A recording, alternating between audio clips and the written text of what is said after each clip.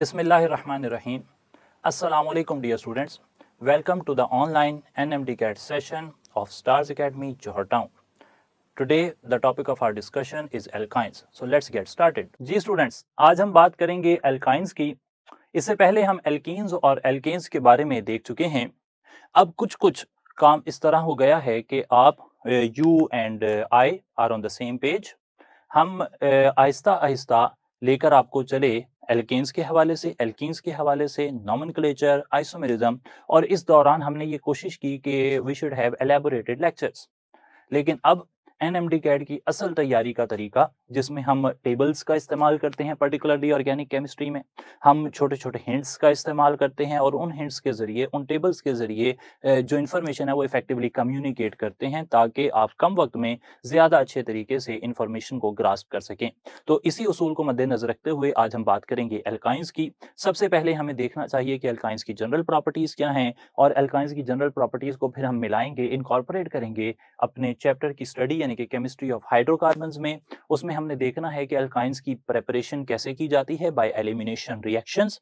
साथ साथ हमने देखना है कि अल्काइंस कुछ major addition reactions like hydrogenation है, लाइक हाइड्रोहेलोजिनेशन है, लाइक हाइड्रेशन है, वो कैसे करते हैं, और अल्काइंस आर एसिडिक, इस पर भी बात करनी है.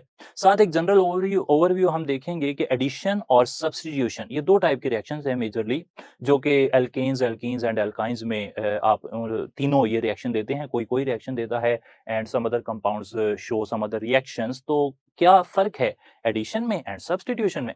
उसके बाद आखिर में हम एक ग्रैंड कंपैरेटिव टेबल बनाएंगे in which we are going to compare alkanes, alkenes, alkynes in their hybridizations, in their types of reactions, in their mode of action, in their vulnerability towards electrophiles और nucleophiles. तो इस तरीके से एक compact किस्म का, बड़ा ही आउट क्लास किस्म का एक टेबल हमने देखना है. तो पहले हम आज स्टार्ट ले रहे हैं एल्काइंस से. तो एल्काइंस के बारे में एक बेसिक सा इंट्रोडक्शन, जिससे हमें कुछ अच्छी इंफॉर्मेशन मिल सकती है, उसके बारे में हम बात करेंगे. एल्काइंस जनाब, सबसे पहली बात अगर मैं एल्काइंस के बारे में आपसे करूं तो वो ये की जा सकती है कि alkynes are unsaturated hydrocarbons. Alkynes are unsaturated hydrocarbons. Alkynes में अनसेचुरेशन पाई जाती है. What does it mean? Unsaturation पाई जाती है, इसका क्या मतलब है? इसका मतलब है कि उनमें जो है वो ट्रिपल बॉन्ड पाया जाता है. Alkynes unsaturated हैं and they contain at least one triple bond. उनमें कम से कम एक ट्रिपल बॉन्ड होता है, कम से कम एक, ज्यादा भी हो सकते हैं. एक ट्रिपल बॉन्ड का मतलब है कि इनमें at least 2 sp hybrid orbitals होंगे. कम से कम 2 ऐसे ऑर्बिटल होने चाहिए. सारी बात है, एक ट्रिपल बॉन्ड में 2 एटम होते हैं, 2 एटम ने ट्रिपल बॉन्ड बनाया होता है, तो कम से कम 2 कार्बन ऐसे होंगे जो कि sp हाइब्रिडाइज्ड हो सकते हैं.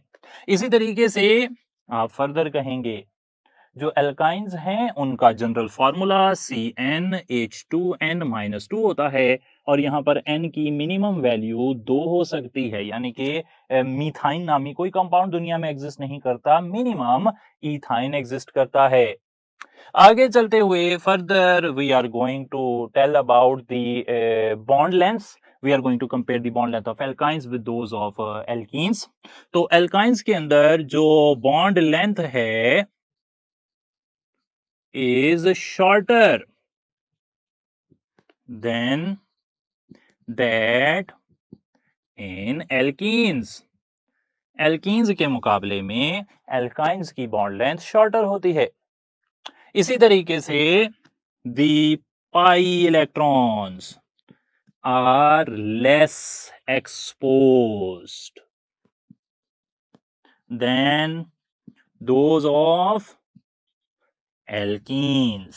alkenes के मुकाबले में alkynes के pi electrons are less exposed towards attack. किसकी तरफ, किसके लिए वो exposed नहीं है, किसके लिए वो मुयस्सर नहीं है. They are not available, readily available for than those of alkenes towards electrophiles. Towards electrophiles, जिसे मैंने E लिख दिया है. E इलेक्ट्रोफाइल के लिए सिंबल यूज कर लिया है, पूरा लिख लेते हैं. E होता है इलेक्ट्रोफाइल। तो इलेक्ट्रोफाइल की तरफ जो है ये इतनी इजीली एक्सपोज्ड नहीं है। यानी कि यहां से मैं दो बातें आपसे शेयर करूंगा इस पॉइंट को एलेबोरेट करने के लिए। अगर इलेक्ट्रोफाइल की तरफ रिएक्टिविटी की बात की जाए, इलेक्ट्रोफाइल की तरफ रिएक्टिविटी की बात की जाए, तो alkenes are more reactive than alkynes. And if we talk about the reactivity towards nucleophile, in that case triple bond will be more reactive than double bond. Now हम देखते हैं कि इलेक्ट्रोफाइल और न्यूक्लियोफाइल क्यों होता है, क्योंकि ये टर्म्स जो है ना ये आज ही अगर एक्सप्लेन हो जाएं तो आगे भी चलती रहनी है। तो what is an electrophile and what is a nucleophile, यहां पर थोड़ी सी ज्यादा जगह हमें चाहिए होगी। What is an electrophile? Electrophile होता है इलेक्ट्रॉन लविंग स्पीशी। जिसे इलेक्ट्रॉन चाहिए आप कहेंगे इट इज एन इलेक्ट्रोफाइल। कैसे पहचानेंगे आप कि कोई चीज इलेक्ट्रोफाइल है? It should have a positive charge, और positive charge is not a necessity, लाजमी नहीं है, होगा तो अच्छा है, लेकिन अगर पॉजिटिव चार्ज ना भी हो तब भी it should have A vacant orbital, यानी कि उसका ऑक्टेट जो है वो पूरा नहीं होना चाहिए। उस एलिमेंट का जो इलेक्ट्रोफाइल का काम कर रहा है उसका ऑक्टेट पूरा नहीं होना चाहिए। अच्छा, कुछ मशहूर मिसालें मैं यहाँ पे लिख देता हूँ इलेक्ट्रोफाइल्स की, ताकि जो ना वो once and for all problem हल हो जाए। अगर आपको उनमें से कोई नजर आ रहा है तो it will be definitely an electrophile. Electrophile की मशहूर मिसालें हैं, H पॉजिटिव इलेक्ट्रोफाइल है, C पॉजिटिव कार्बोकैटाइन होता है, it is an electrophile. Carbon positive भी हो, पार्शियल पॉजिटिव भी हो, दोनों ही, H पार्शियल पॉजिटिव होगा तो भी इलेक्ट्रोफाइल हो सकता है, कार्बन पार्शियल पॉजिटिव होगा even then it is an electrophile. Electrophile और हो सकते हैं BF3, AlCl3, FeCl3, ये सारे के सारे इलेक्ट्रोफाइल हैं। बेंजीन, नेक्स्ट चैप्टर में हमने इलेक्ट्रोफाइल्स की एक लंबी क्लासिफिकेशन पढ़नी है। Cl positive, NO2 positive, SO3, R positive, RCO positive. तो ये ना हमने एक जिस तरह आप कह लें कि एक डिटेल्ड किस्म का ना डाटा आपके सामने रखा कि ये चीजें इलेक्ट्रोफाइल हो सकती हैं, ताकि आप ना परेशान ना हो, आपको पहचानने में आसानी रहे। दो बातें याद रखनी हैं कि H3O पॉजिटिव और NH4 पॉजिटिव ये इलेक्ट्रोफाइल नहीं हैं, although they have positive charge. And why so? Positive charge तो है, तो क्यों ये इलेक्ट्रोफाइल नहीं है? क्योंकि इनके पास कोई वेकेंट ऑर्बिटल नहीं है। ऑक्सीजन का ऑक्टेट कंप्लीट है, उसके पास 8 इलेक्ट्रॉन हैं। पॉजिटिव चार्ज जो नजर आ रहा है ना वो H पॉजिटिव से बॉन्ड बनाने की वजह से नजर आ रहा है। अमोनिया के ऊपर कोई चार्ज नहीं होता, उसने H पॉजिटिव से बॉन्ड बनाया तो ओवरऑल NH4 पॉजिटिव हो गया। अमोनिया का नाइट्रोजन उसका ऑक्टेट कंप्लीट है, हाइड्रोनियम आयन का जो ऑक्सीजन है उसका ऑक्टेट कंप्लीट है, उन्हें इलेक्ट्रॉन नहीं चाहिए, तो वो जो है वो इलेक्ट्रोफाइल नहीं है। ये दो मिसालें ना आपने याद रखनी है। दूसरी तरफ हम बात करते हैं कि न्यूक्लियोफाइल क्या होते हैं। न्यूक्लियोफाइल का मसला भी आज ही हम हल करना चाह रहे हैं। What are nucleophiles? न्यूक्लियोफाइल बिल्कुल opposite, positive loving. Positive loving, nucleus loving लोग कहते हैं, लेकिन हम कहेंगे कि पॉजिटिव लविंग या न्यूक्लियस लविंग दोनों ही बातें जो है वो सही हैं, ताकि दोनों तरह ही हमें जो है वो मदद मिल जाए। कभी पॉजिटिव हो तो हम फिर भी उसे वही कह दें, या पार्शियल पॉजिटिव पे अटैक हो रहा हो तब भी हम कहें कि ये न्यूक्लियोफाइल है।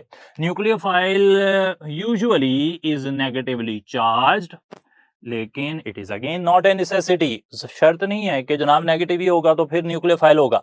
ये होना चाहिए इसके पास लोन पेयर, जिसके पास लोन पेयर होगा वो न्यूक्लियोफाइल होगा, दैट इज फॉर श्योर। जिसके पास लोन पेयर होगा वो मेजॉरिटी ऑफ द केसेस में न्यूक्लियोफाइल होता है। अच्छा, मशहूर न्यूक्लियोफाइल कौन से हैं? Cl नेगेटिव है, F नेगेटिव है, Br नेगेटिव है, I नेगेटिव है, OH नेगेटिव है, OR नेगेटिव है। और कौन सा हो सकता है nucleophile? For example ethene nucleophile है, बेंजीन न्यूक्लियोफाइल है, एल्काइंस दे आर न्यूक्लियोफाइल, क्योंकि उनके पास इलेक्ट्रॉन्स हैं जिनसे वो अटैक कर सकते हैं, तो इलेक्ट्रॉन ज्यादा हैं तो इस वजह से वो अटैक कर सकते हैं। तो लोन पेयर या फिर आप कह सकते हैं डबल बॉन्ड या ट्रिपल बॉन्ड अगर हो तो वो चीजें न्यूक्लियोफाइल का काम कर सकती हैं। तो ये भी कुछ न्यूक्लियोफाइल हो गए। सही है जनाब, ये न्यूक्लियोफाइल की मिसालें हमने दे दी। अच्छा, तो ये तो सारी बात हो गई, हम इस हिस्से को एलैबोरेट कर रहे थे। अच्छा, कुछ अगर सवाल देखे जाएं यहाँ से तो फिर क्या हो सकता है। एक सवाल आपसे मैं अगर पूछूं, यहाँ पर पहला ही सवाल है और सवाल में मैं ड्रॉ कर रहा हूं दिस मॉलिक्यूल जिसका नाम है 1-ब्यूटाइन। 1-ब्यूटाइन। 1-ब्यूटाइन में इस तरह ड्रॉ कर लेते हैं और मैं हाईलाइट कर देता हूं जरा कुछ पोजीशंस को। ये पोजीशन है ए, बी, सी, डी। 4 पोजीशंस हो गई और सवाल ये पूछा जा रहा है कि identify the most suitable position for attack of nucleophile. Nucleophile के अटैक के लिए सबसे ज्यादा जो आसान जगह है वो आपके ख्याल में क्या है? अल्फा, बीटा, चार्ली और delta. Nucleophile, nucleophile nucleus loving है, पॉजिटिव लविंग है, उसके ऊपर नेगेटिव चार्ज है, उसने कहां अटैक करना है? पॉजिटिव पर। तो यहां पर पॉजिटिव हिस्सा सबसे ज्यादा कौन सा है? तो एल्काइंस के अंदर याद रख लें, इंफॉर्मेशन आपसे शेयर कर रहे हैं कि एल्काइंस के अंदर जो कार्बन हाइड्रोजन बॉन्ड होता है, एल्काइंस के अंदर जो कार्बन हाइड्रोजन बॉन्ड होता है उसमें कार्बन पर पार्शियल नेगेटिव और हाइड्रोजन पर पार्शियल पॉजिटिव चार्ज होता है। Hydrogen is partial positive, hydrogen has positive charge. तो हाइड्रोजन पर जो पॉजिटिव है इसकी वजह से न्यूक्लियोफाइल हाइड्रोजन से बॉन्ड बनाना पसंद करता है एल्काइंस के हाइड्रोजन से। Acidic nature of alkynes second year के अंदर आपने पढ़ा हुआ है और आप जानते हैं कि हाइड्रोजन पार्शियल पॉजिटिव होता है। तो उसी को ध्यान में रखते हुए हमने यहां पर ऑप्शन टिक कर दिया कि डेल्टा न्यूक्लियोफाइल के अटैक के लिए बहुत ही एक मौजूद जगह है। अच्छा, अब कुछ सवाल हम जनरली एल्काइंस के बारे में अगर आपसे पूछें तो एक और सवाल ऐसे हो सकता है कि number of planar atoms in propyne. Propyne में प्लेनर एटम्स की तादाद कितनी है? जी, इज इट 1 और 2 और 3 और 6? कितने प्लेनर एटम्स हैं प्रोपाइन में? प्रोपाइन के प्लेनर एटम्स को निकालने के लिए हमें ट्रिपल बॉन्ड के बारे में सोचना पड़ेगा। असल में ट्रिपल बॉन्ड जो होता है ये बनता है इस तरह, कार्बन के sp ऑर्बिटल साथ वाले कार्बन के sp ऑर्बिटल से मिले होंगे और साथ तीसरा कार्बन जो है उसने सिंगल बॉन्ड बनाया हुआ है तो उसने की होगी sp3 हाइब्रिडाइजेशन। सही है जनाब, याद रखना है कि जो sp3 हाइब्रिडाइजेशन होती है इट इज नेवर प्लेनर, ये आउट ऑफ प्लेन है, ये 3 डायमेंशनल स्ट्रक्चर होता है। sp3 हाइब्रिडाइजेशन प्लेनर नहीं होती, वो 3 डायमेंशनल होती है। मैं आपको शो कर देता हूं sp3 हाइब्रिडाइजेशन कैसी नजर आती है। तो sp3 hybridization looks something like this.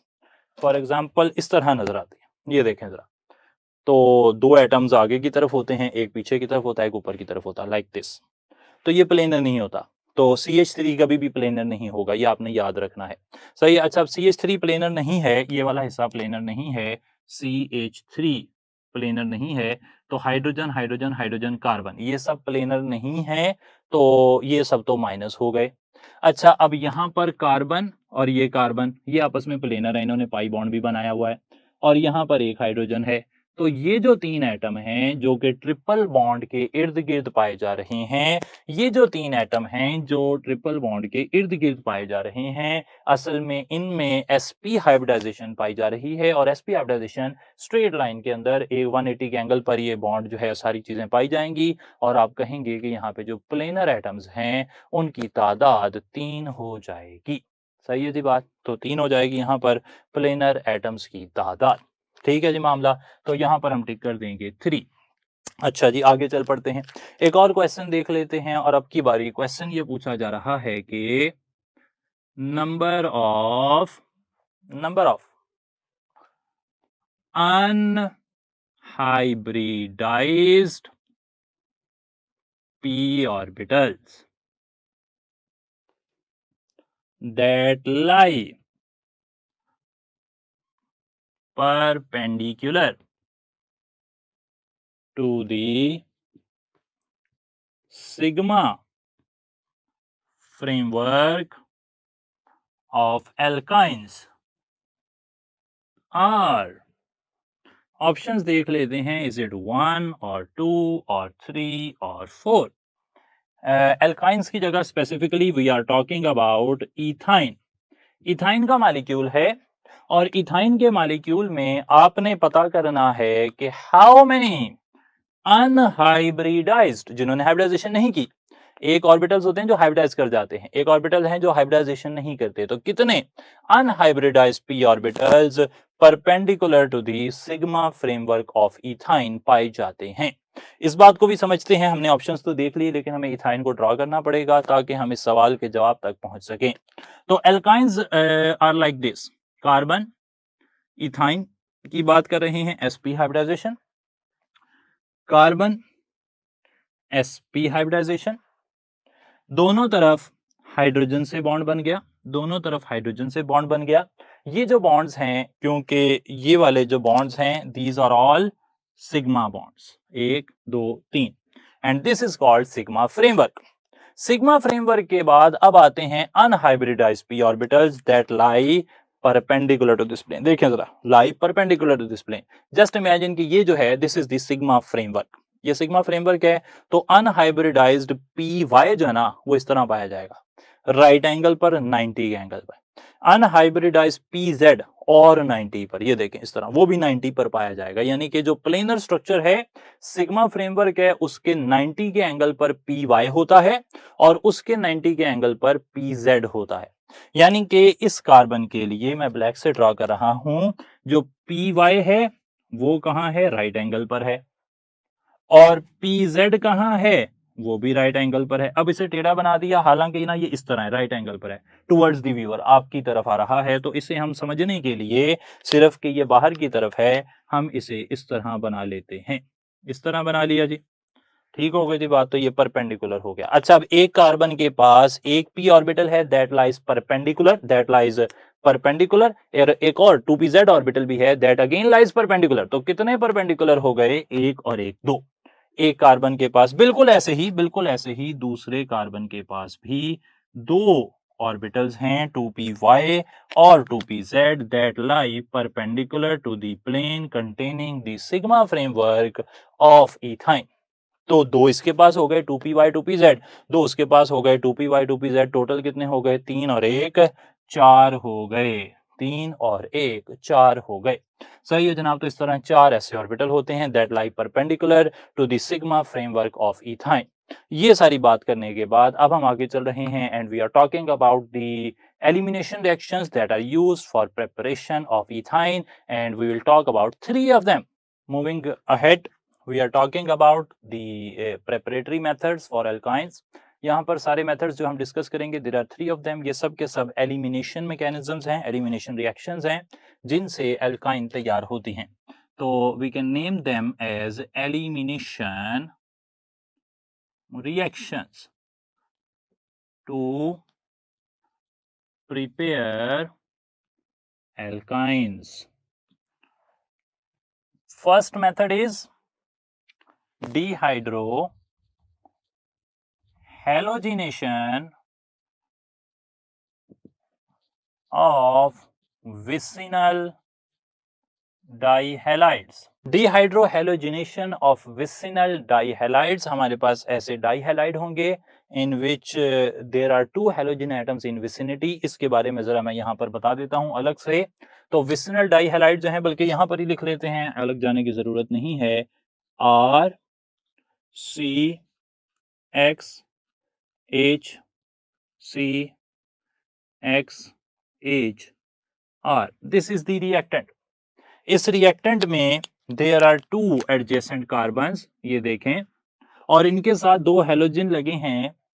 Vicinal word जो है विसिनिटी या नेबरहुड से निकला है, और यहां पर आप देख सकते हैं कि दो हेलोजन एटम्स नेबरहुड में पाए जा रहे हैं। तो अगर इस तरह के कंपाउंड को आप एज ए रिएक्टेंट लें and you react it in the presence of alcoholic KOH, you know that it is an elimination type of reaction. Ethane की तैयारी में भी हमने इस तरह का रिएक्शन देखा था and we are pretty much sure that it is basically a beta elimination reaction.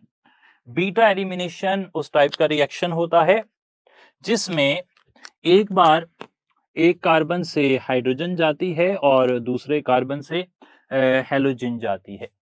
जिस कार्बन के साथ हेलोजन है उसे आप अल्फा कह देंगे, साथ वाले को बीटा कह देंगे। बीटा से हाइड्रोजन जा रही है, इसे कहते हैं बीटा एलिमिनेशन। और अगेन इसी तरह की एलिमिनेशन होगी दूसरी बारी, जब यहां से हेलोजन यहां से हाइड्रोजन जाएगी। जब यहां पे हेलोजन लगा होगा तो it will be considered alpha and it will be considered beta. तो ये आप देख लेंगे कि ये पहली बारी जो है, असल में प्रोडक्ट्स जो हैं उनको मैं यहाँ पर वाजे करता हूं तो फिर आपको क्लियर होगा कि क्या मामलात हो रहे हैं। तो होता यह है कि असल में एक रिएक्शन अगर मेंशन किया जाए तो CH2 डबल बॉन्ड CH2 जो है, CH2 सिंगल बॉन्ड CH2, यहाँ पर ब्रोमीन और ब्रोमीन लगे हों अगर, तो फिर ये रिएक्शन करके पहली बारी हेलोजन और हाइड्रोजन रिमूव होते हैं। You get what is called as vinyl bromide. एक तरफ से हेलोजन गया, दूसरी तरफ से हाइड्रोजन चला गया और फर्दर ये रिएक्ट करती है तो फिर हेलोजन और हाइड्रोजन चले जाते हैं। इस तरीके से एल्काइन तैयार हो जाता है। पहली बारी आपको कम टेम्परेचर देना पड़ता है, दूसरी बारी हार्शर कंडीशंस जो हैं वो लगानी पड़ती हैं, फिर आपका प्रोडक्ट अचीव होता है। हाइब्रिडाइजेशन चेंज की बात की जाए तो यहाँ पर जो स्टार्टिंग मटेरियल है it is a saturated compound, तो it must be sp3 hybridized. फिर दरमियान में एक स्टेज आती है विनाइल ब्रोमाइड वाली और वहां पर हाइब्रिडाइजेशन डबल बॉन्ड की वजह से sp2 हो जाती है और फिर वहां से ट्रिपल बॉन्ड की तरफ जाते हैं तो यहाँ पर sp हाइब्रिडाइजेशन बाकी रहती है। यहाँ पर मेन प्रोडक्ट तो हमारा एल्काइन है, इसके साथ साइड प्रोडक्ट भी बनते हैं, 2 KBr मालिक्यूल्स बनते हैं और साथ 2 वाटर मालिक्यूल्स यहाँ पर एज बाई प्रोडक्ट हासिल होंगे। ये था एलिमिनेशन डीहाइड्रोहेलोजिनेशन ऑफ विसिनल डाइहैलाइड। इसी तरीके से दूसरा रिएक्शन जिससे एल्काइंस तैयार किए जाते हैं वो है डीहेलोजिनेशन ऑफ टेट्राहेलाइड्स। टेट्राहेलाइड्स क्या होते हैं इन पर बात कर लेते हैं। जो टेट्राहेलाइड्स हैं they are basically compounds which contain 4 halogen atoms attach to neighbouring carbon. साथ साथ 2 कार्बन होंगे, उनके साथ 4 हेलोजन लगे होंगे। ये वाली जो एलिमिनेशन है it takes place in the presence of zinc और मैग्नीशियम। कोई रिएक्टिव मेटल जो है ना वो यहाँ पर रिएक्शन करती है। हाइब्रिडाइजेशन के हवाले से कोई चेंज नहीं है, sp3 से sp2 होगी, sp2 से sp होगी, यानी कि change in hybridization is same for both these elimination mechanisms. यहाँ पर जो बाई प्रोडक्ट बनेंगे वो सिर्फ 2mx2 है। mx2 का मतलब m यहाँ पर मेटल है, यानी कि जिंक होगा तो जिंक ब्रोमाइड बन जाएगा, मैग्नीशियम होगा तो मैग्नीशियम ब्रोमाइड या मैग्नीशियम क्लोराइड वगैरह। x यहाँ हेलोजन है, m यहाँ पर मेटल है, जिंक और x2। सही है जनाब, इस तरह है। अच्छा, ये दूसरा मैकेनिज्म हो गया, देयर इज अनदर मेथड। और तीसरा मैकेनिज्म है उसे आप कहते हैं decarboxylation of salts of unsaturated dicarboxylic acids। आम जबान में इसे कॉल्ब्स इलेक्ट्रोलाइसिस जो है उसका नाम दिया जाता है। ये भी एलिमिनेशन है because it is decarboxylation, carbon dioxide is being removed. यहां पर हमारा स्टार्टिंग मटेरियल एक ही है और वो जो स्टार्टिंग मटेरियल है वो है ये रहा, C double bond O negative K positive, double bond CH C double bond O negative K positive. यहां पर conditions basically it is going to be an electrolysis, तो सिंपल एक इलेक्ट्रोलिसिस होगी यहां पर और इलेक्ट्रोलिसिस के नतीजे में इलेक्ट्रोलिसिस के नतीजे में यहाँ पर hybridization change is different from the rest. पहले ही कार्बन जो है वो डबली बॉन्डेड है तो it is sp2 hybridized in the starting material, और sp2 हाइब्रिडाइजेशन से you are going towards sp hybridization. Start में sp2 थी, बाद में sp हो गई, तो इसलिए यहाँ पर sp3 कार्बन नहीं मौजूद, sp2 कार्बन है जो sp में जा रहा है। यहाँ पर बाई प्रोडक्ट्स बनते हैं दो कार्बन डाइऑक्साइड के molecule, that is why it is called as decarboxylation. साथ दो हाइड्रोजन के मॉलिक्यूल भी बनते हैं और साथ ही दो पोटेशियम हाइड्रो ऑक्साइड भी जनरेट होंगे। तो ये यहाँ पर बाई प्रोडक्ट्स बन गए। अच्छा, इस हिस्से से आपके सामने लिखा हुआ है, दो क्वेश्चंस देखते हैं, एमसीक्यूज और अंडरस्टैंडिंग आपकी चेक करेंगे। फॉर एग्जांपल, पहली बात अगर हम पूछ रहे हैं डीहाइड्रोहेलोजिनेशन के हवाले से, तो सवाल यह है कि दी dehydrohalogenation of 1,2-dibromobutane gives 1,2-dibromobutane, the dehydrohalogenation of 1,2-dibromobutane gives। Options हैं propyne, B ethyne, Charlie 1 butyne, delta 2 butyne. सबसे पहले डीहाइड्रोहेलोजिनेशन के बारे में एक इंफॉर्मेशन, वो ये है कि dehydrohalogenation is an elimination mechanism that proceeds without change in number of carbon atoms. Urdu तर्जमा ये है बात का कि डीहाइड्रोहेलोजिनेशन, बल्कि डीहेलोजिनेशन और जो है ये दोनों के दोनों जो मैकेनिज्म हैं, ये दोनों के दोनों proceed without change in number of carbons. अगर स्टार्टिंग मटेरियल में दो कार्बन थे तो प्रोडक्ट में भी दो ही कार्बन आएंगे। अगर स्टार्टिंग मटेरियल में 4 कार्बन थे तो फाइनल प्रोडक्ट में भी 4 कार्बन आएंगे। वहां पर 3 नहीं हो सकते, 2 नहीं हो सकते। इथाइन में 2 है, प्रोपाइन में 3 है, तो ये तो गलत हो गई। ये ऑप्शन किसी तरह भी सही नहीं हो सकते। ये बात आपने याद रखनी है कि dehydrohalogenation proceeds without change in number of carbon atoms. दूसरी बात जो आपने यहां पर देखनी है वो ये कि आप 1,2-डाइब्रोमोब्यूटेन को अगर देखें तो जो कार्बन हेलोजन से जुड़े होंगे उन्हीं के दरमियान ट्रिपल बॉन्ड आएगा।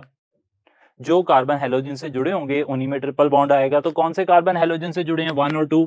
तो ट्रिपल बॉन्ड कहां पर आएगा? 1 और 2 पर। तो 1 और 2 पर अगर ट्रिपल बॉन्ड आ जाए, 1 और 2 पर ट्रिपल बॉन्ड आ जाए तो उसका नाम 1 ब्यूटाइन रखेंगे कि 2 ब्यूटाइन रखेंगे? डेफिनेटली 1 ब्यूटाइन रखेंगे, because triple bond is a functional group, it should get the lower number. अगर 1 और 2 ने बॉन्ड बनाया हो तो 1 ब्यूटाइन होता है। सही है जनाब, इसलिए यहां पर सही आंसर आ गया 1 ब्यूटाइन। क्लियर हो गई जी बात। अच्छा, एक और क्वेश्चन देखते हैं। एक और क्वेश्चन ये पूछा जा रहा है कि डीहेलोजिनेशन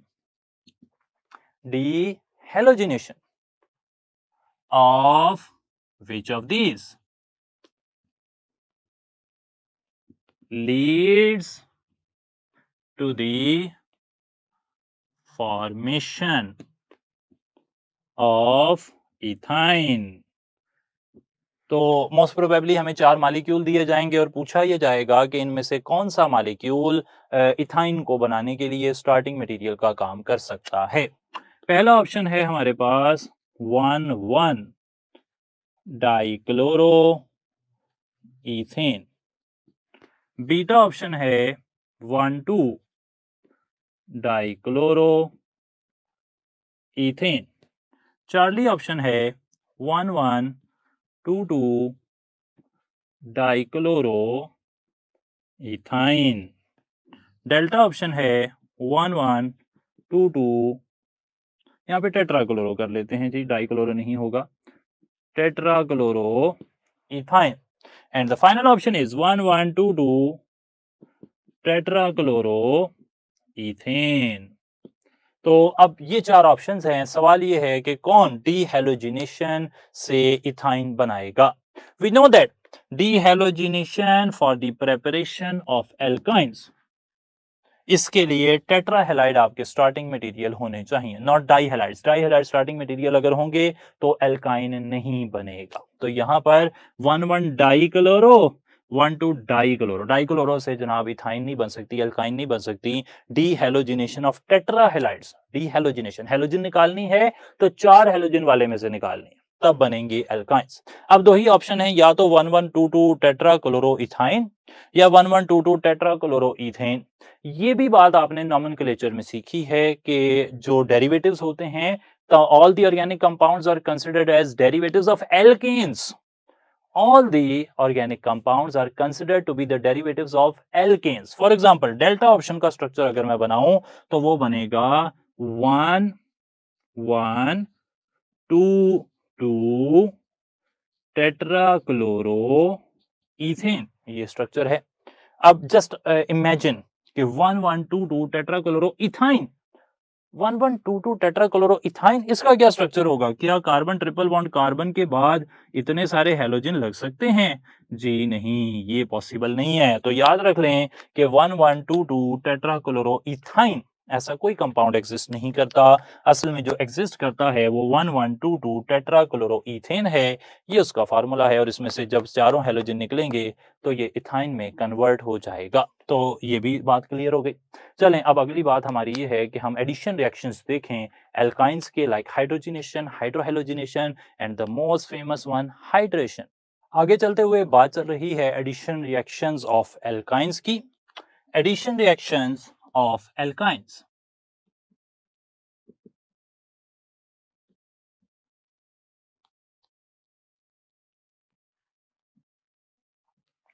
एल्काइंस के एडिशन रिएक्शंस में हमने बात करनी है हाइड्रोजनेशन, हाइड्रोहेलोजिनेशन और हाइड्रेशन की।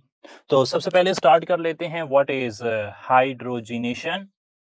Hydrogenation, as the name implies, it is the addition of hydrogen to an organic compound.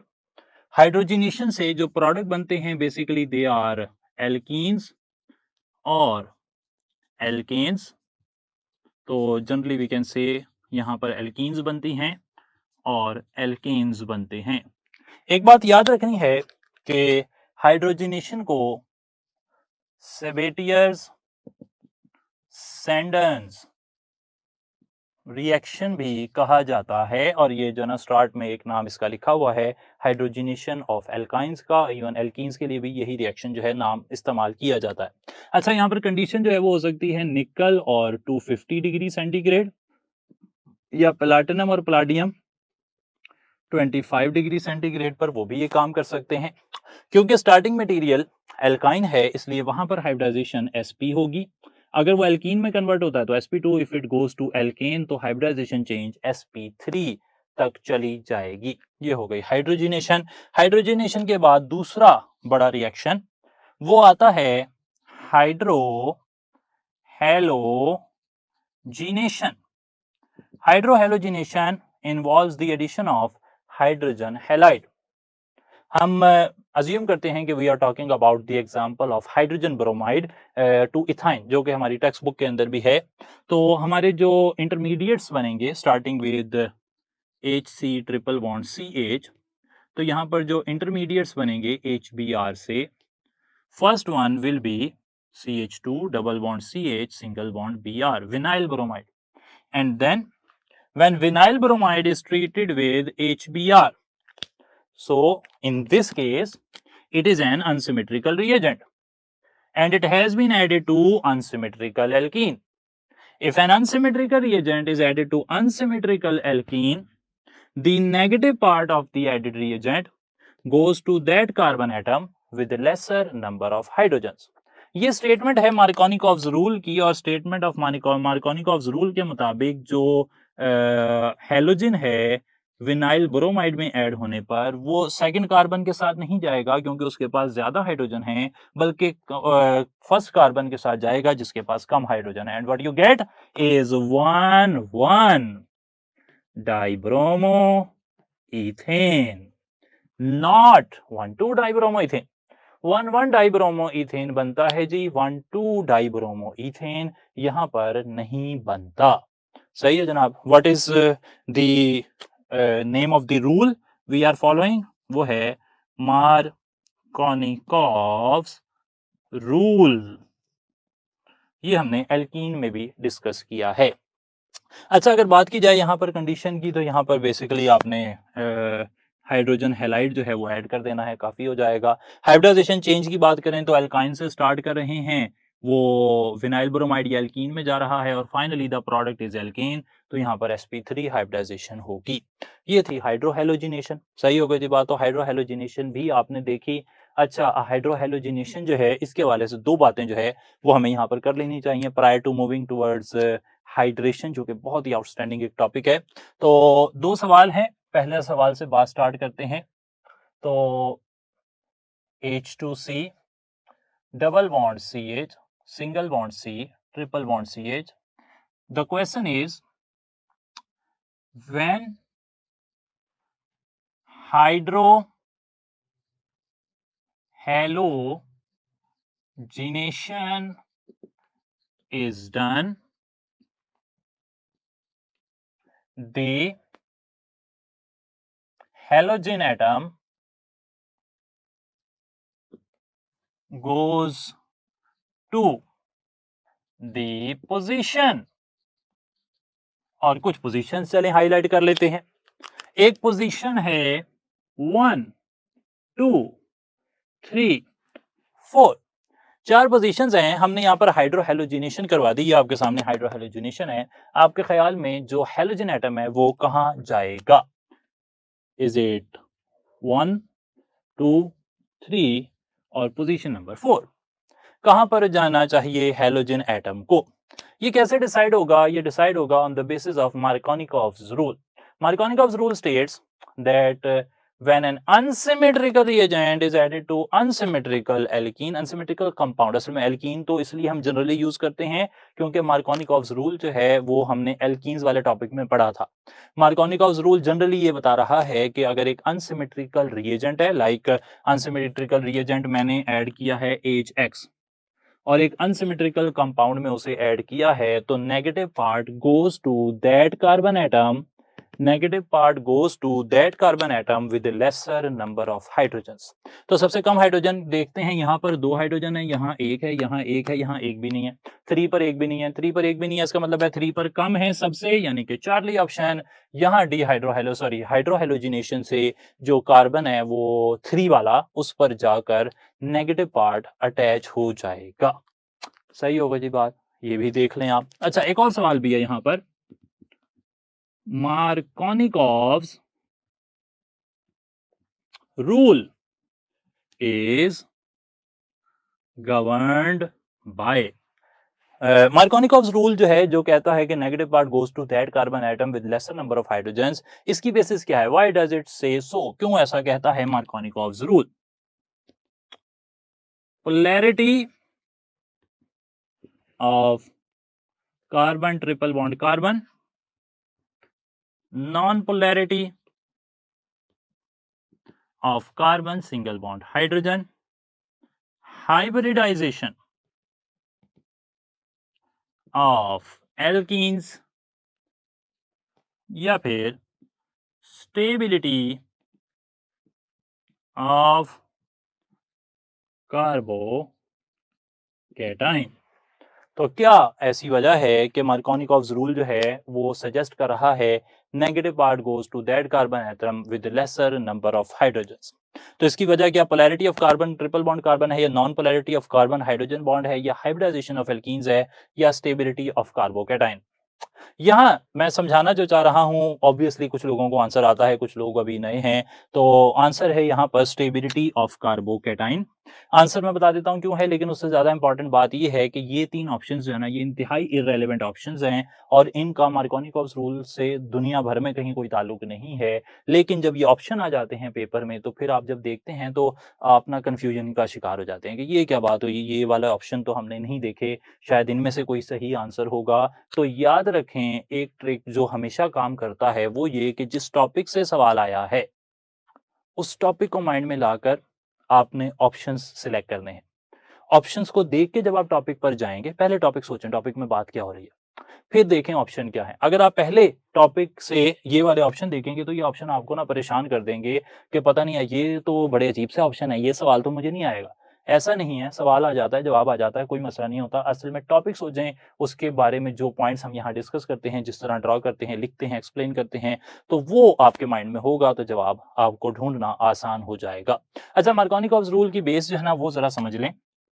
Markovnikov's rule के मुताबिक जब फॉर एग्जांपल ये एक कंपाउंड है और इस कंपाउंड का नाम है फॉर एग्जांपल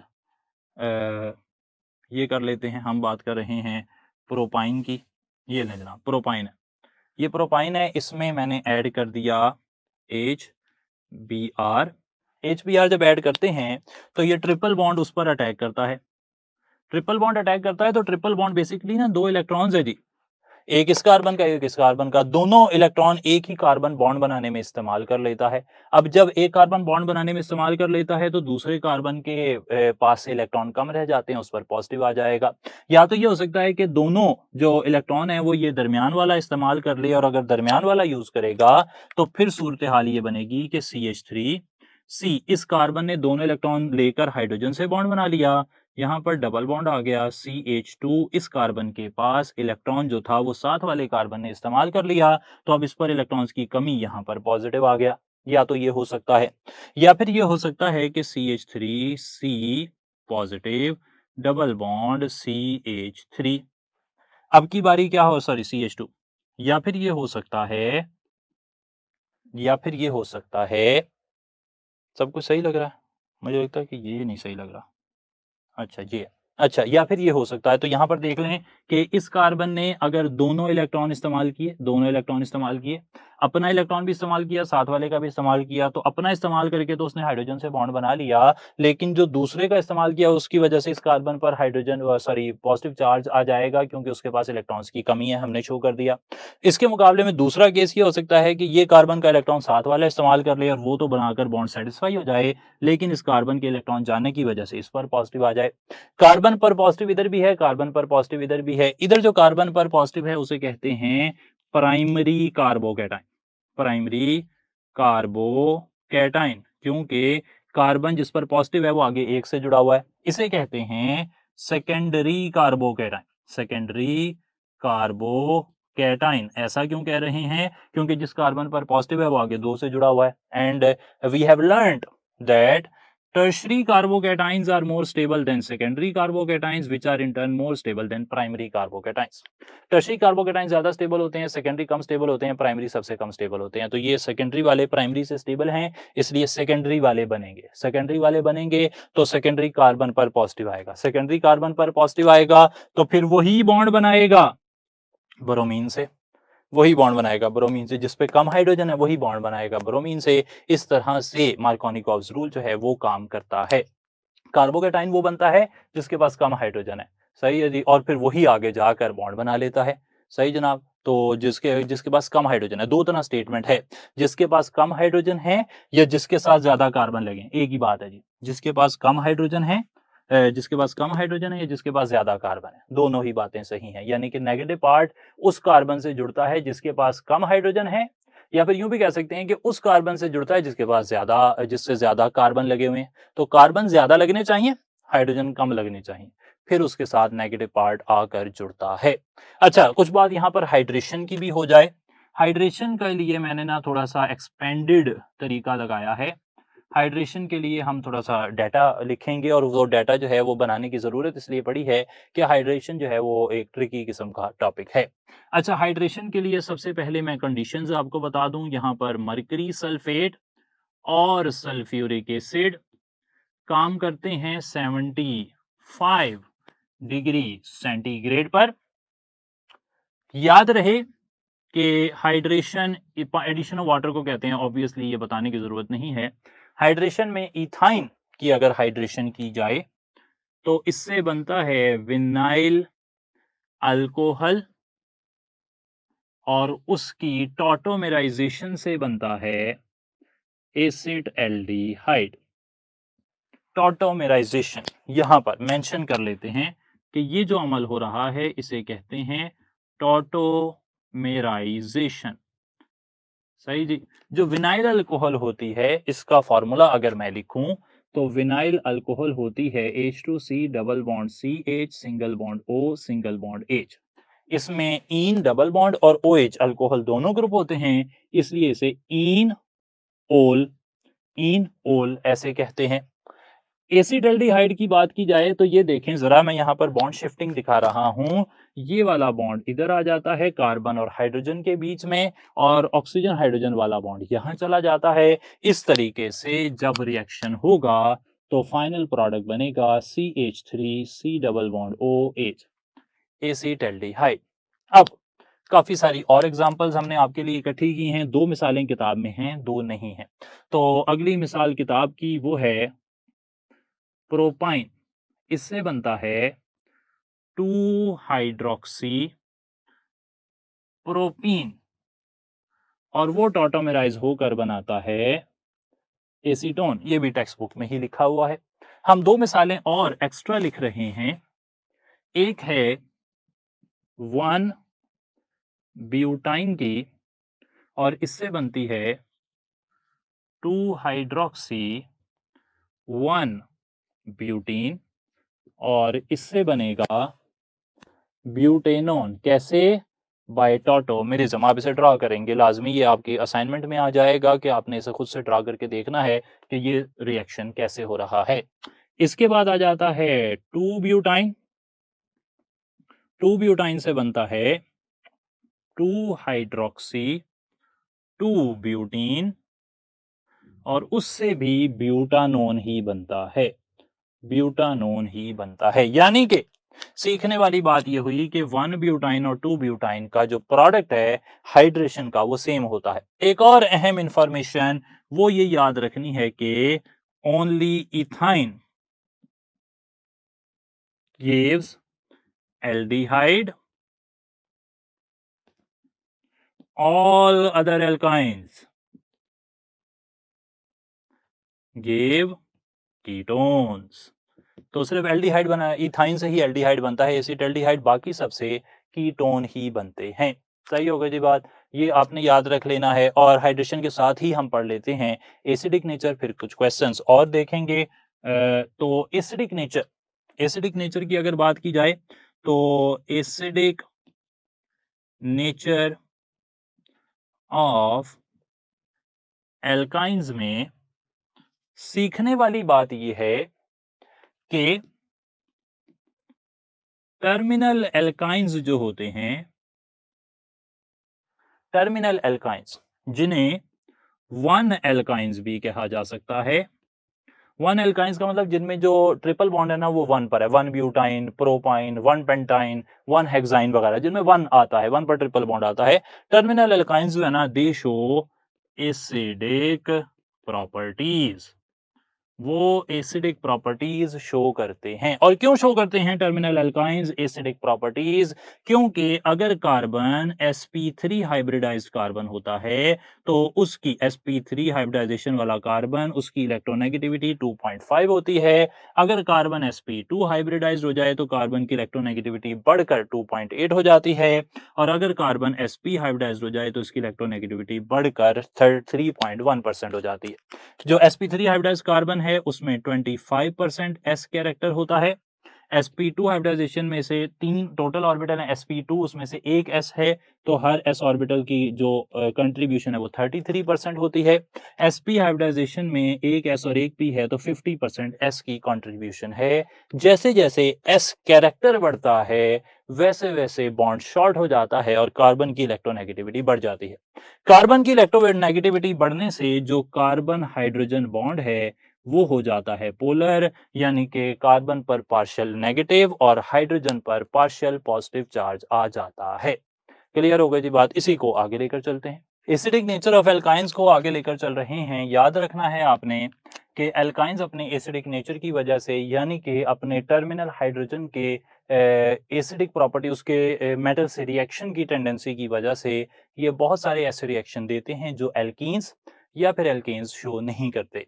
फॉर एग्जाम्पल, अगर मैं स्टैंडर्ड बात कर लेता हूं किसी भी इथाइन की, इथाइन की या किसी भी वन एल्काइन की, इथाइन या फिर वन एल्काइन, इसे अगर सोडियम से मिलाया जाएगा तो ये एल्काइनाइड बना देंगे, एल्काइलाइड कह लें आप इसे, सही है जी, या एल्काइनाइड कह दें आप इसे, सही है जनाब। तो एसिटाइलाइड जिस तरह होता है, और साथ यहाँ पर हाइड्रोजन बन जाएगी। अगर आप यहाँ पर रिएक्शन अमोनिया से करवाएंगे तो फिर यहाँ पर अगेन बनेगा तो जो अमोनिया नहीं, सॉरी अमोनिया नहीं होना चाहिए, सोडामाइड से रिएक्शन करवाएं, सोडामाइड से रिएक्शन करवाएं तो भी अल्काइनाइड बनेगा, लेकिन यहाँ पर बाई प्रोडक्ट अमोनिया बनेगा। एक रिएजेंट है, आपने इसका नाम सुना होगा, सिल्वर नाइट्रेट और अमोनियम हाइड्रोक्साइड। इसका नाम रखा जाता है टॉलेंस रिएजेंट। और ये एक अच्छा एमसीक्यू बन जाता है जब आप एल्डिहाइड्स और कीटोन्स 12 चैप्टर पढ़ रहे हो कि कौन सा रिएक्शन जो है वो कौन सा रिएजेंट टॉलेंस रिएजेंट से रिएक्शन करता है, कौन सा रिएक्टेंट टॉलेंस रिएजेंट से रिएक्शन करता है। तो वहां पर आप कहते हैं कि जनाब जो इथाइन है ना वो टॉलेंस रिएजेंट से रिएक्शन करती है। हालांकि टॉलेंस रिएजेंट एल्डिहाइड्स के साथ टेस्ट देते हैं, लेकिन टॉलेंस रिएजेंट एल्काइन से भी रिएक्शन कर सकता है। क्या तमाम एल्काइन से रिएक्शन कर सकता है? जी नहीं, सिर्फ टर्मिनल एल्काइन से, वन एल्काइन से, इथाइन से। अच्छा, यहाँ पे भी प्रोडक्ट सेम ही बनेगा, लेकिन साथ जो है वो आपको मिलेंगे अमोनियम नाइट्रेट और साथ बनेगा वाटर। सही है जनाब। बेसिकली यहाँ पे प्रोडक्ट जो है वो सिल्वर आकर इंट्रोड्यूस हो जाता है, सिल्वर एसिटाइलाइड या सिल्वर एल्काइलाइड जो है वो यहाँ पर बनता है। इसी तरीके से रिएक्शन हो सकता है कॉपर क्लोराइड से बेसिक कंडीशन में, यहाँ पे भी एल्काइनाइड या एल्काइलाइड बनेंगे और साथ बनेगा कॉपर, कॉपर सल्फेट है, कॉपर क्लोराइड है, तो यहाँ पे अमोनियम क्लोराइड बन जाएगा जी, अमोनियम क्लोराइड बन जाएगा और साथ वाटर बन जाएगा। तो ये 4 रिएक्शंस आपने याद रखने हैं। यहाँ पर याद रखने वाली बात ये है कि जनाब यहाँ पे सोडियम हाइड्रोजन को रिप्लेस कर रहा है। हर जगह जो मेटल है ना वो आकर हाइड्रोजन को हटाकर उसे निकाल देगी और उसकी जगह ले लेगी। फॉर एग्जाम्पल मैं यहाँ पर आपकी तवज्जो जो है वो दिलाना चाहता हूँ कि अगर मेरे पास मौजूद हो CH3, C triple bond CH, उसे मैं सोडियम से मिलाता हूं, सोडियम से मिला दिया मैंने और यहां पर बना दिया CH3 C triple bond CNA। देखें जनाब यहां पर क्या हुआ है, हाइड्रोजन को हटाकर उसकी जगह सोडियम लग गई है और साथ हाइड्रोजन जो है वो अलग हो जाएगी। तो इस तरह का रिएक्शन हो रहा है, इसे कहते हैं एसिडिक नेचर। एसिडिक नेचर की एक मशहूर मिसाल, प्रॉपर्टी समझा दूं आपको। आप कहते हैं कि जो NaCl है ये साल्ट है। इसे साल्ट क्यों कहते हैं? देखें जरा, एसिड प्लस बेस साल्ट। अब देखें साल्ट कैसे कहा, मेटल की एसिड का हाइड्रोजन हटा दें, उसकी जगह मेटल लगा दें, साल्ट बन जाएगा। एसिड के हाइड्रोजन को मेटल जब हटाता है तो ये एसिड बेस रिएक्शन होता है। एसिड के हाइड्रोजन को जब मेटल हटाता है तो एसिड बेस रिएक्शन। एसिड के हाइड्रोजन को मेटल ने हटा दिया, एसिड बेस रिएक्शन। क्या कहेंगे? Acidic nature of alkynes. Alkene ये रिएक्शन नहीं करते, एल्केन भी ये रिएक्शन नहीं करते। सही है जनाब। चलें फिर हम बात करते हैं कुछ क्वेश्चंस की हाइड्रेशन के हवाले से और साथ साथ एसिडिक नेचर के हवाले से। एक बात और याद रहे कि जो एल्काइनाइड्स हैं, ये जो एल्काइनाइड्स मैंने यहाँ पर जिक्र किए, अगर आप इन्हें डाइल्यूट एसिड से मिला दें तो ये वापस जो अपना स्टार्टिंग मटेरियल है वो दे सकते हैं। इसी वजह से एल्काइंस को, जो एल्काइनाइड्स वाला ये रिएक्शन है, इसे प्योरिफिकेशन, आइसोलेशन, सेपरेशन वगैरह के लिए, एल्काइनाइड्स के लिए आइडेंटिफिकेशन के लिए इनकी इस्तेमाल किया जाता है इस रिएक्शन को। अच्छा जनाब, तो हम बात कर रहे थे कुछ क्वेश्चंस की और क्वेश्चन हमारे पास, पहला क्वेश्चन ये आ रहा है कि 1 pentyne upon hydration gives 1 pentyne upon hydration gives। तो यहां पर पहला स्टार्टिंग मटेरियल मेरा जो अंदाजा है कि यहां से बनेगा मोस्ट प्रोबेबली, बाकी तो आप बताएंगे, देखेंगे, सोचेंगे, समझेंगे कि यहां से क्या बनेगा। एक ऑप्शन आ गया, दूसरा ऑप्शन भी मैंने ड्रॉ कर दिया, तीसरा ऑप्शन ड्रॉ कर रहा हूं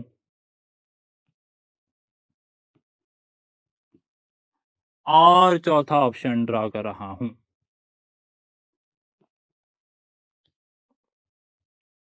जी, 1 पेंटाइन अपॉन हाइड्रेशन गिव्स। यहां पर भी हम एलिमिनेशन मेथड को इस्तेमाल करेंगे, एलिमिनेशन मेथड समझने के लिए, मतलब ये केमिस्ट्री वाला एलिमिनेशन मेथड नहीं, लॉजिक वाला एलिमिनेशन मेथड, जिसमें हम चीजों को जो गैर जरूरी हैं, गलत हैं, जो बईद अज इम्कान है, they are out of question, उन सबको माइनस कर देते हैं। याद रखना है आपने कि हाइड्रेशन के अंदर कार्बन काउंट चेंज नहीं होता, तो कार्बन काउंट चेंज नहीं होता, इसलिए ये ऑप्शन तो बिल्कुल नहीं हो सकता। अगली बात जो मैंने आपको बताई है वो ये कि जो इथाइन है उससे एल्डिहाइड बनता है हाइड्रेशन से, बाकी सबसे कीटोन बनते हैं। तो पेंटाइन जो है वो उससे एल्डिहाइड तो किसी सूरत नहीं बन सकता, क्योंकि एल्डिहाइड सिर्फ इथाइन से बनता है। अब ऑप्शन बचा के 1 बनेगा या 2 बनेगा, यानी कि ये है 2 पेंटानोन, ये है 3 पेंटानोन, इनमें से कौन सा बनेगा। चलें इसको समझने के लिए हम ड्रॉ करते हैं 1 pentyne, CH triple bond CH2 CH2 CH3, इसमें ऐड कर दिया है मैंने water. Water is an unsymmetrical reagent, H और OH unsymmetrical reagent, it is added to unsymmetrical alkyne, the negative part goes to that carbon atom with a lesser number of hydrogens। सही जनाब, तो बिल्कुल as per schedule हमने यही बात की। तो यहां से प्रोडक्ट बनेगा CH2 double bond C OH CH2 CH2 CH3। अगला स्टेप क्या है, अगला स्टेप क्या होता है जी, इनोल में अगला स्टेप होता है टॉटोमेराइजेशन। टॉटोमेराइजेशन हो रही है, ये डबल बॉन्ड इधर आ रहा है, ये बॉन्ड इधर जा रहा है। आप देख सकते हैं कि साफ जाहिर है कि यहाँ से जो है वो 3 पे तो है ही नहीं, 3 पे तो जनाब ट्रिपल बॉन्ड ही नहीं है, तो फिर यहाँ पे तो कभी भी जो है वो कार्बोनाइल ग्रुप नहीं आ सकता। मसला तो 1 और 2 का था, तो 2 पर आ सकता है। यहाँ से बॉन्ड शिफ्ट हुआ, तो अगर आपको अभी भी क्लियर नहीं हुआ तो कोई परेशानी नहीं है, अभी हो जाएगा CH3 single bond C double bond O CH2 CH2 CH3। तो भाई ये 2 पेंटानोन यहां से बन गया, 1 पेंटाइन से 2 पेंटानोन बनता है। एक और क्वेश्चन यहां से देख लेते हैं, रिलेटिवली आसान सा क्वेश्चन है, और क्वेश्चन ये पूछा जा रहा है कि propyne molecules needed to liberate 1 mole of hydrogen upon reaction with sodium। तो ऑप्शन है 1 2 3 4। कितने प्रोपाइन के मॉलिक्यूल्स हमें चाहिए होंगे अगर हम सोडियम से रिएक्शन करवाएं उसे, और उससे हमने 1 मोल हाइड्रोजन बनानी हो।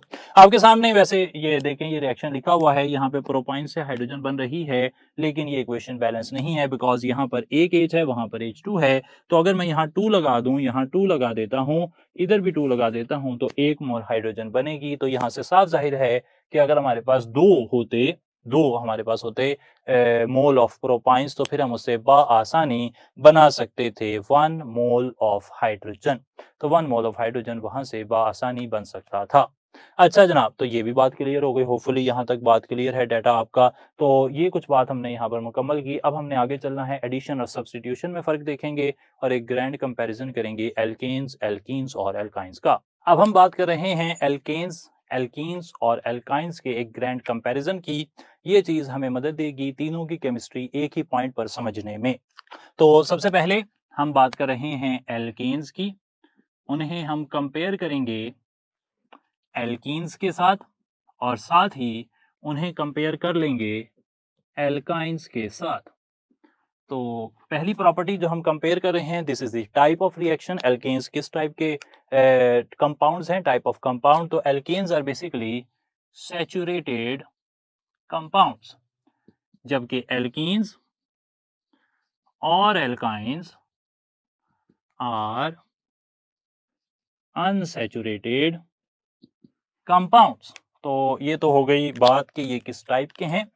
अच्छा, अब बात कर लेते हैं कि इनमें हाइब्रिडाइजेशन कौन कौन सी पाई जाती है। तो हाइब्रिडाइजेशन के हवाले से एल्कीन्स में सिर्फ और सिर्फ sp3 हाइब्रिडाइजेशन होती है। अलबत्ता एल्कीन्स अगर इस तरह पाई जाती हैं कि उन्होंने एक डबल बॉन्ड बनाया हो तो वो sp2 हाइब्रिडाइज होंगे, लेकिन अगर वो दोनों ही तरफ डबली बॉन्डेड हों तो फिर वो sp हाइब्रिडाइज्ड होते हैं। जबकि एल्काइंस के केस में हाइब्रिडाइजेशन हमेशा sp ही रहती है और कोई ऑप्शन यहाँ मौजूद नहीं है। अगर बात की जाए कि एल्केन्स किस टाइप के रिएक्शन देते हैं, तो एल्केन्स सब्स्टिट्यूशन रिएक्शंस देना पसंद करते हैं।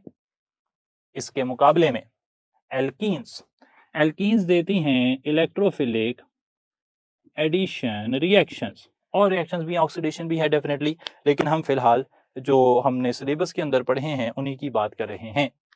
एल्काइंस ना सिर्फ ये कि इलेक्ट्रोफिलिक एडिशन रिएक्शन देते हैं, बल्कि वो न्यूक्लियोफिलिक एडिशन रिएक्शंस भी दे सकते हैं, और ये चीज उन्हें डिफरेंट करती है एल्कीन्स से।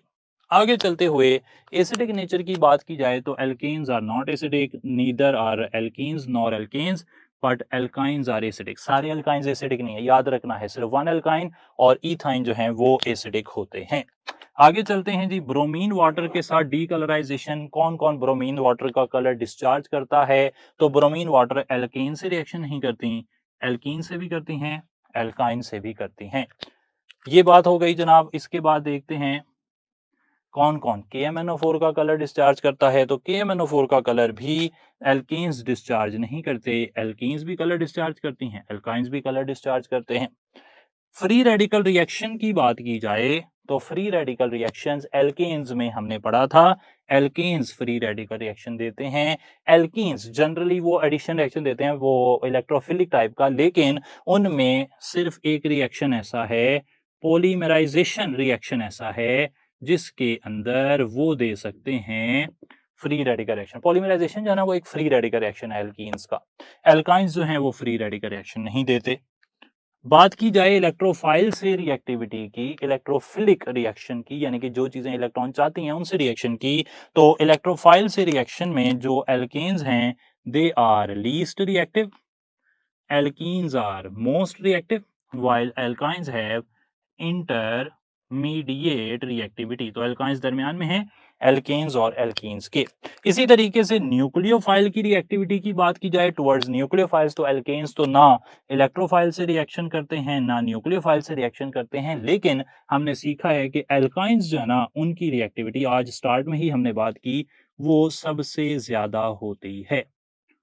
सही जनाब, तो इंटरमीडिएट दरमियान में आ गया।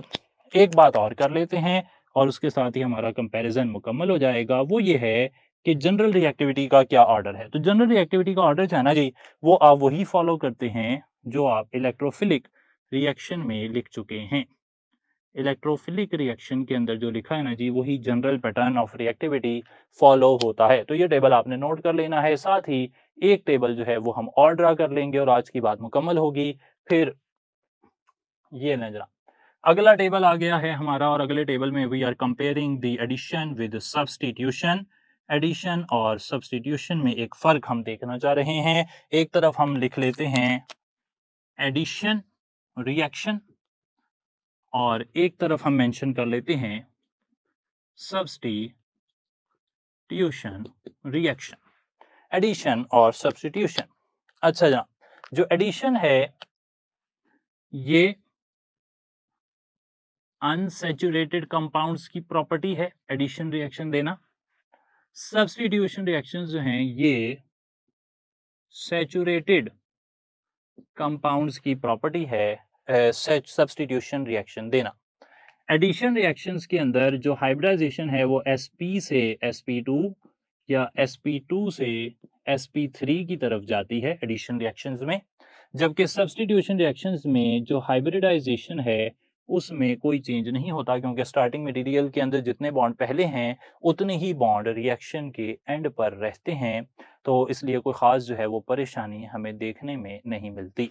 तो फर्दर यहाँ पर ये होता है कि जो नंबर ऑफ पाई बॉन्ड्स हैं वो यहाँ पर डिक्रीज हो सकते हैं एडिशन रिएक्शन में। इसी तरीके से नंबर ऑफ सिग्मा बॉन्ड्स जो हैं वो यहाँ पर पाई बॉन्ड्स जो हैं वो डिक्रीज हो रहे होते हैं, जबकि सिग्मा बॉन्ड्स जो हैं वो इंक्रीज हो रहे होते हैं। जब भी एडिशन होती है तो सिग्मा बॉन्ड बढ़ रहे होते हैं, पाई बॉन्ड्स कम हो रहे होते हैं। जो एस कैरेक्टर है कार्बन का वो कम हो रहा होता है, जैसा कि आप देख सकते हैं एस कैरेक्टर कम हो रहा होगा, sp से sp2, sp2 से sp3, तो एस कैरेक्टर कम हो रहा है, जबकि जो p कैरेक्टर है कार्बन का जो कि बॉन्डिंग कर रहा है वो इंक्रीज कर रहा होता है। और जैसे जैसे एस कैरेक्टर कम होता है तो डेफिनेटली जो इलेक्ट्रोनेगेटिविटी है ऑफ कार्बन जो कि बॉन्डिंग कर रहा है, अगर वो पहले sp था यानी कि अल्काइन था और फिर वो एल्केन में चला गया, तो फिर इलेक्ट्रोनेगेटिविटी ऑफ कार्बन जो है वो डिक्रीज हो रही होगी, 3.1 होती है, 2.8 हो सकती है या फिर 2.5 भी हो सकती है। अच्छा, ये सारी बातें जो एडिशन के बारे में हम सीख सकते हैं, इन सारी बातों में यहाँ पर हम कहेंगे कि no change, no change, no change, no change, no change, no change. तो substitutions are not very difficult type of reactions. एक मॉलिक्यूल, एक एटम निकलेगा, दूसरा आ जाएगा, बाकी ओवरऑल मॉलिक्यूल का सिस्टम, उसकी ज्योमेट्री, उसका स्ट्रक्चर, वो सब का सब जो है वो एक जैसा रहता है। सही है जनाब। तो ये एडिशन और एलिमिनेशन का कंपैरिजन आ गया। ये सारी बात आपने नोट कर लेनी है, लिख लेनी है। नेक्स्ट टाइम आपसे मुलाकात होगी और कुछ और चीजें हम बेंजीन के हवाले से डिस्कस करेंगे। Thank you so much. अस्सलाम वालेकुम।